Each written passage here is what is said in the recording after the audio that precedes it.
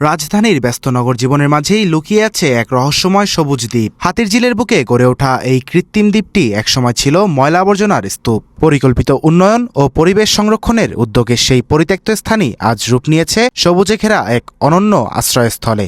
আমরা এখন রয়েছি হাতিরঝিলের রহস্যময় সেই কৃত্রিম দ্বীপে, আর এর অবস্থান হাতিরঝিল পুলিশ প্লাজার ঠিক সামনে। চারপাশে আধুনিক নগরীর কোলাহল থাকলেও এই দ্বীপে পা রাখলেই যেন অনুভব করা যায় ভিন্ন এক পরিবেশের ছোঁয়া। দ্বীপটি পরিচালনা করে রাজুক কর্তৃপক্ষ। গুরুত্বপূর্ণ অবকাঠামোগত কারণে সাধারণ মানুষের প্রবেশ এখানে সম্পূর্ণ নিষিদ্ধ।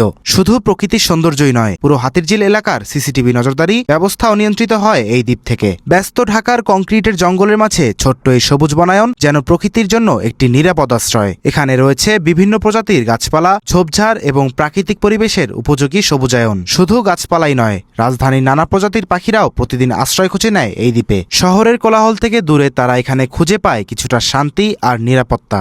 কনক্রিটের এই মহানগরীতে প্রকৃতিকে বাঁচিয়ে রাখার এক নীরব উদাহরণ হয়ে দাঁড়িয়ে আছে হাতিরঝিলের এই কৃত্রিম দ্বীপ। রাজধানীর হাতিরঝিল থেকে জুনাইদ ইসলাম, ঢাকা পোস্ট।